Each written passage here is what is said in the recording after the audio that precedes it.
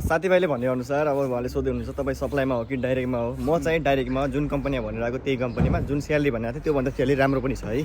Salary जुन मैले सुनेको आएको थियो त्योभन्दा राम्रो स्यालेरी छ यहाँ आएको थाहा पाएअनुसार। र एकोमोडेसनहरू यताउता सबै बवाल छ। अब तपाईँलाई चाहिँ चाहिएको कुरा ठ्याक्कै के बुझ्न खोज्नु भएको कुराहरू चाहिँ मलाई चाहिँ कमेन्ट गर्नु होला। प्लस गरिदिन्छु।